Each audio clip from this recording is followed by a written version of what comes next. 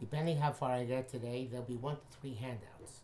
The first handout, which we're going to see, is called Tzava'at Harivash 29, and is a translation and commentary on the Tzava'at Harivash, where I tried to do at the end of yesterday's video and went through too quickly and not extensively enough. I would like to point out that the translation and annotation of this piece is from the English translation of the Tzava'at Harivash, which was written by my uncle, Rabbi J. Emmanuel Shachet, Zichrono Livracha, and we're learning Shabbos Chus for his neshama. So first we have the translation, and below that the notes, and we're going to do them together. When you study, that means when you learn Torah, when you learn things in Hasidus, learning secular studies was not considered to be a good thing at all, because studying secular studies doesn't come from directly from it comes from Hashem Yisbarach. It doesn't come from kedusha, doesn't come from holiness, but it has to do with the mundane. Mundane means the day to day, and not holy.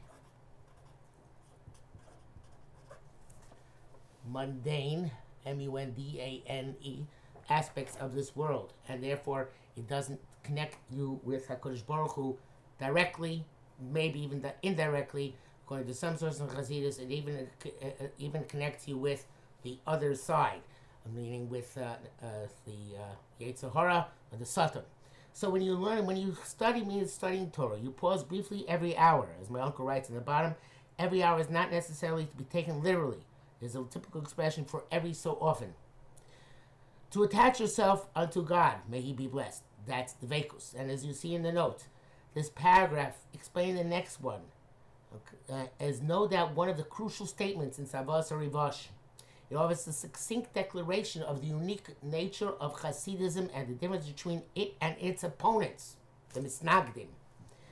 The Baal Shem Tov clearly does not downgrade or belittle Torah study as charged by his adversaries.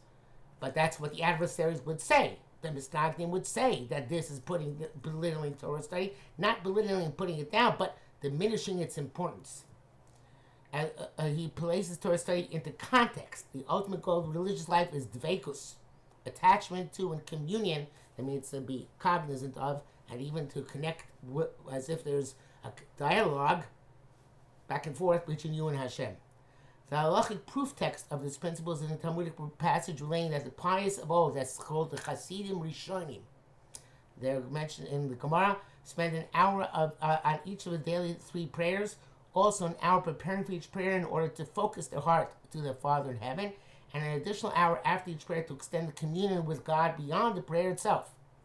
Thus, they spent 9 hours daily on dveikus, without worrying about the overriding obligation of Torah study.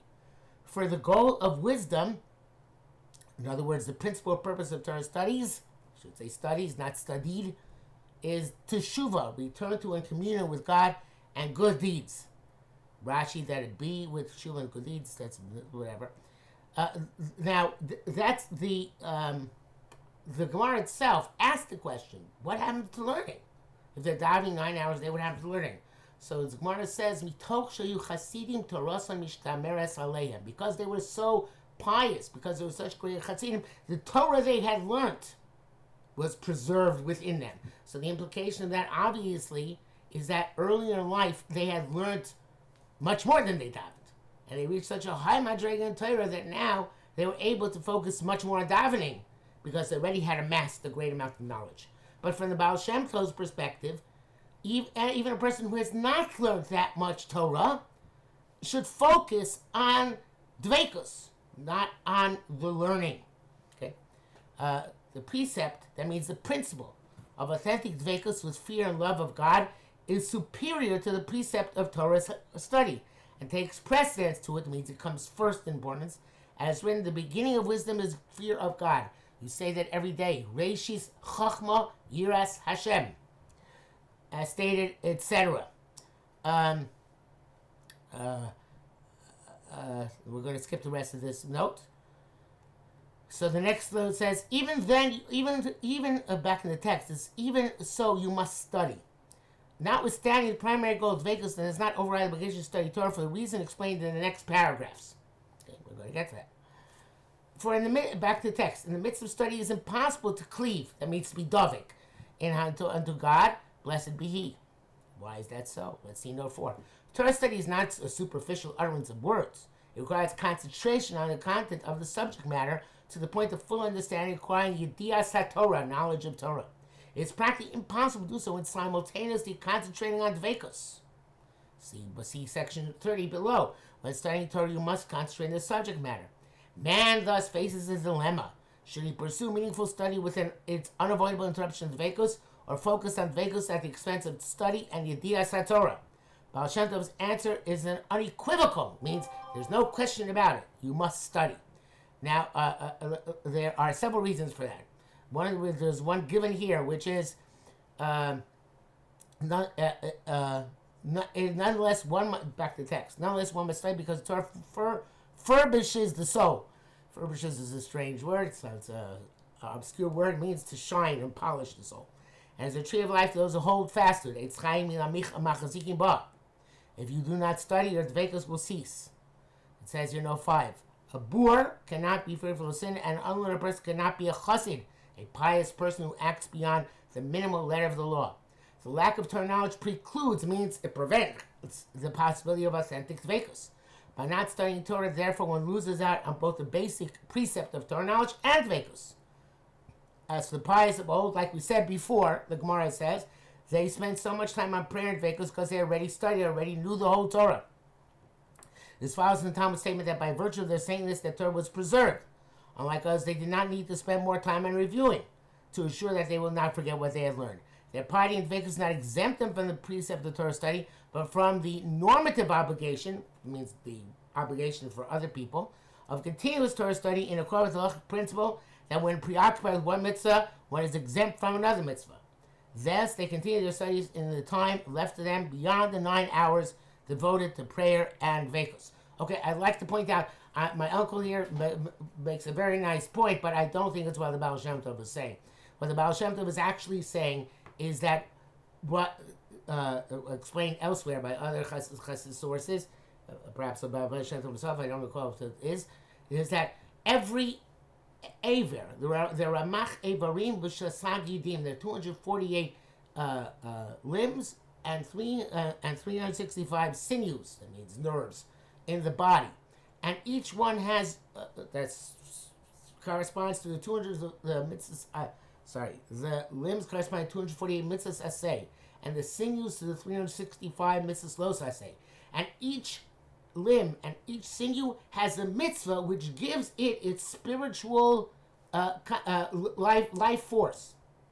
And you must do the mitzvah that you can with that limb or that corresponding to that limb or that sinew in order that it should have not just physical life force but spiritual life force, which makes it function on a higher and holier level. So elsewhere Hasidus explains there is a mitzvah which is important in order to sustain the brain, which is one of the limbs of a person, and may give it its chiyus, its life force in kedusha. And that mitzvah is Talmud Torah. So without learning, the brain will atrophy. Atrophy is a very good word to know.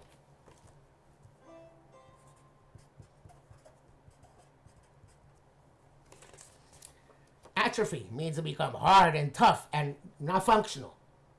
Won't be supple and soft. Supple means it's easy to bend and use like it should be. It won't be sharp like it should be. So therefore, learning Torah is necessary because it's like any other mitzvah which gives chiyus, gives life force and kedusha to that limb, that sinew. The mitzvah which gives life force to the brain is learning Torah. But that's not the same thing as he's saying in this note, because if this note was actually what the Baal Shem Tov meant, then it would mean that people who are not yet great Gedolei Torah should not have this focus on dveikus. They should have their focus on learning, but that's not what the Baal Shem Tov means. He's giving this advice to anybody on every level, not just to people who have already spent 40, 50 years of learning and then are coming to accomplish dveikus. No, it's everybody on their level that's supposed to do this when they are learning. So he says, continuing with the text, ponder the fact that you cannot cleave unto God when sleeping, when your mind falls. Okay, this is number 6. In other words, in a state of constricted consciousness, unable to concentrate and focus. Everybody goes through this. We have mochin de gadlus, when we're in a higher level, and mochin de katnus. Moch means the brain, but here means the state of mind. The state of mind which is expanded, higher, and the state of mind which is constricted, lower. And when a person is in what the Baal Shem Tov called here, nefilas hamochin, or mochin de katnus, it's a time when he can't learn it so well. It's hard.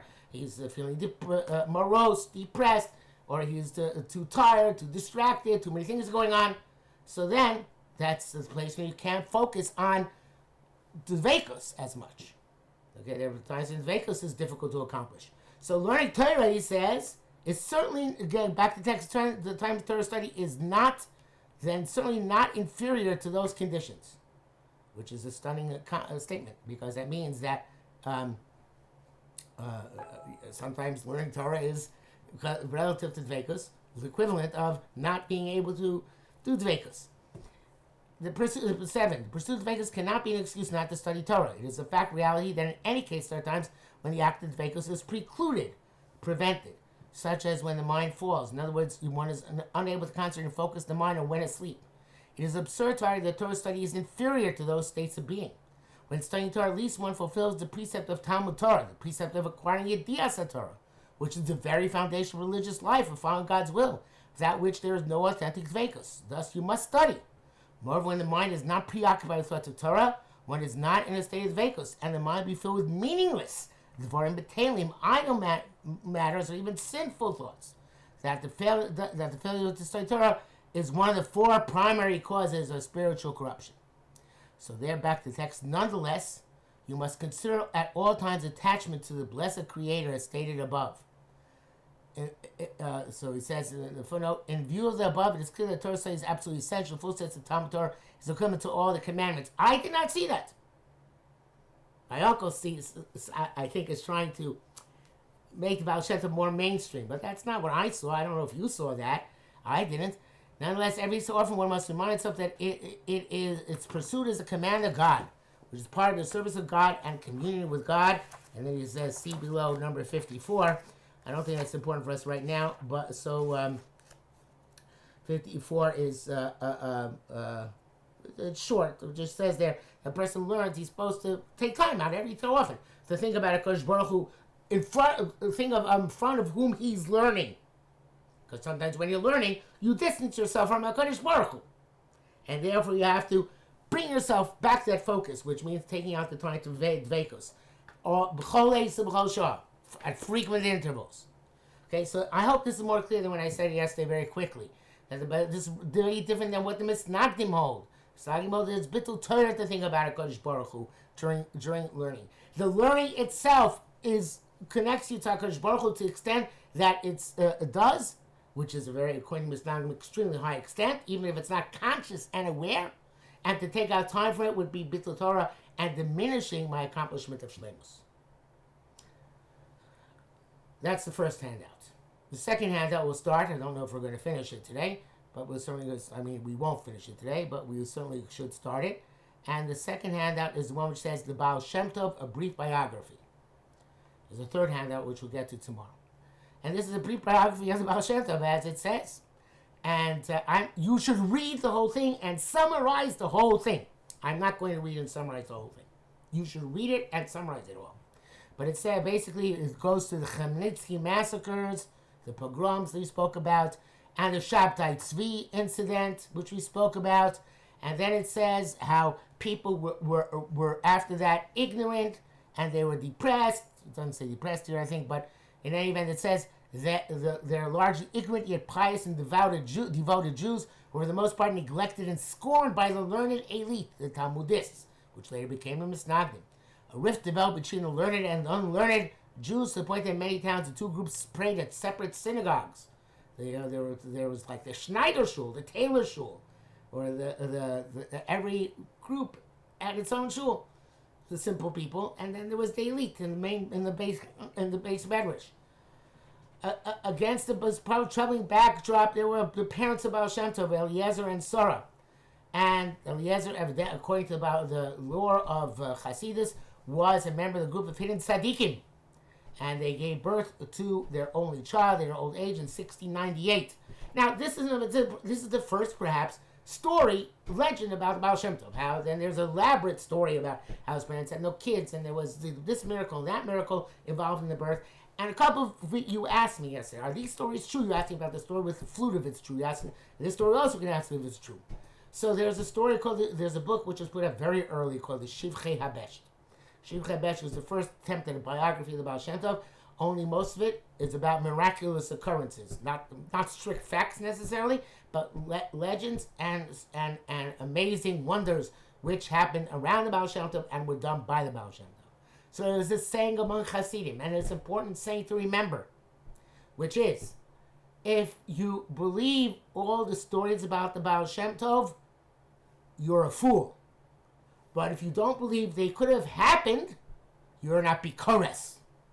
You don't have enough belief. In other words, of course not all the stories are true.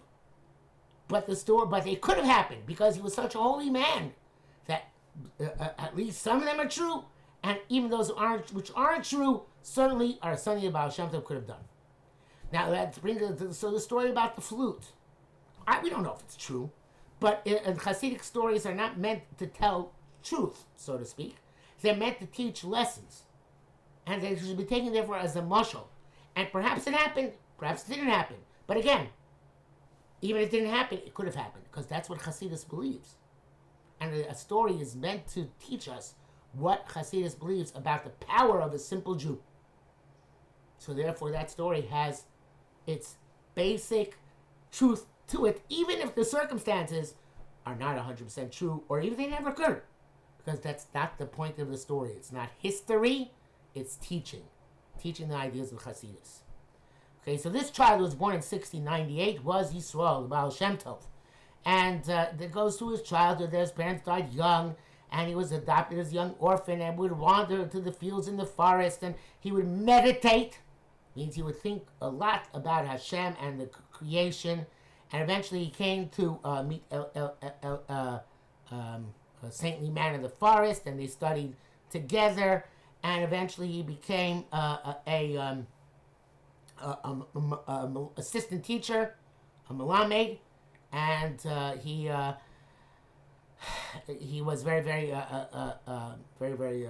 concerned with them and loved them very much. And after several years later, he came to the house of a man named Rabbi Meir, who was a hidden tzaddik, and he introduced the Baal Shem Tov to other hidden tzaddikim, including Rabbi Adam Baal Shem. Okay, so we're up to Baal Shem Tov's 16th birthday. We're going to stop here for a day. But not yet. Baal Shem, what is a Baal Shem? There are many Baalei Shem. Baal Shem is called Baal Shem Tov. But the Baal Shem means somebody who has the mastery of the name. Meaning they can use the names of Hashem in Kabbalah to make all sorts of miracles. So there were many Baalei Shem. I shouldn't say many. There were a number of Baalei Shem. The second most famous one after the Baal Shem Tov is the Baal Shem of Michelstadt, who lived in Germany, and the Feldheim put out a biography of him, which I think was written 150 years ago.